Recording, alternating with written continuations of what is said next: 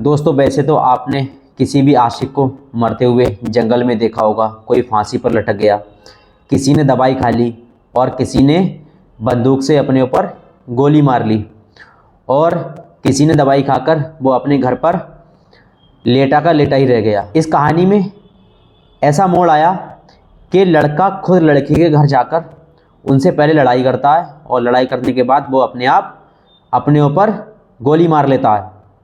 तो आइए जानते हैं इस पूरी कहानी में। मेरा नाम नदीम खान। दोस्तों, बिहार के अररिया से एक सनसनीखेज मामला सामने आया है।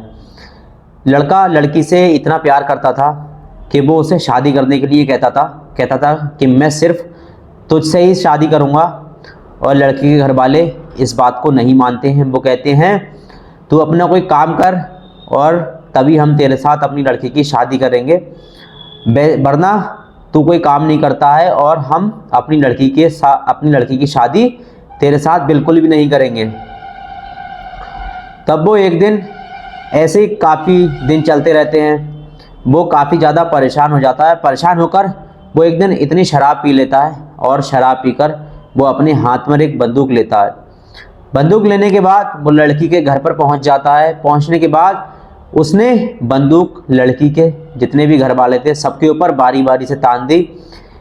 वो बोल रहा था कि लड़की को मेरे सामने लेकर आओ, वरना मैं तुम सबको एक एक करके गोलियों से उड़ा दूंगा। वो इस तरह की धमकी घर वालों को देता रहा, लेकिन घर वाले डरे नहीं। वो यही कहते रहे कि लड़की घर पर नहीं है, वो अपनी नानी के घर गई हुई है।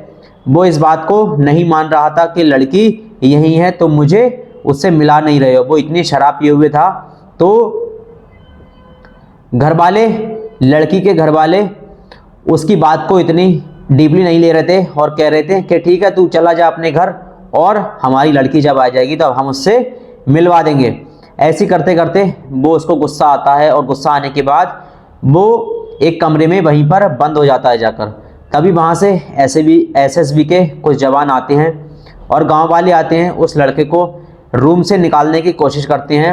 वो कहता है नहीं, लड़की को पहले सामने लेकर आओ, तब मैं रूम से बाहर आऊँगा। एसएसबी के जवानों ने भी उसे काफ़ी कोशिश की, लेकिन वो रूम से बाहर नहीं आया। उसने रूम का गेट नहीं खोला। वो यही कहता रहा कि लड़की से मुझे मिलवाओ, नहीं तो मैं अपने आप को गोली मार लूँगा। तब भी लोगों ने उसकी बात डीपली नहीं ली और डीपली ना लेने की वजह से लड़की को सामने नहीं लाए।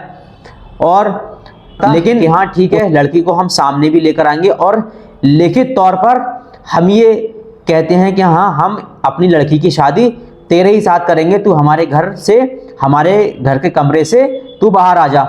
लेकिन वो काफ़ी देर तक लोग मशक्क़त करते रहते हैं उसको बाहर निकालने की। गांव वाले भी आ जाते हैं, काफ़ी भीड़ इकट्ठा हो जाती है, लेकिन वो कमरे से बाहर नहीं आता है।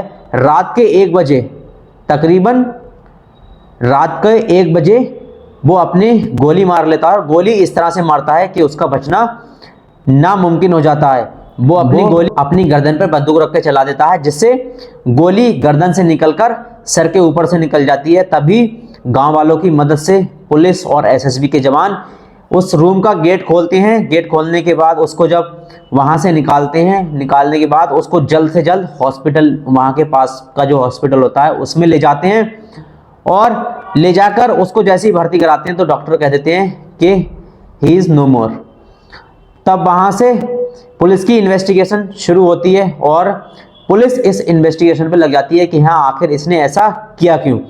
तब वहाँ पर लोगों ने पुलिस को जवाब दिया, इसने ऐसा इसलिए किया क्योंकि लड़की के घर वाले लड़की को सामने नहीं ला रहे थे और वो बार बार इनको धमकी दे रहा था कि तुम लड़की को मेरे सामने लेकर आओ, नहीं तो तुम सबको गोली मार दूंगा। वो इसकी बात को डीपली नहीं ले रहे थे, वो इसकी बात को लाइटली ले गए और उसने इस तरह का काम अपने साथ कर लिया। अपनी जान उसने खुद ले ली लड़की के कमरे में बंद होकर। इस वीडियो में यहीं तक, मिलते हैं एक और वीडियो में, तब तक के लिए शब खैर।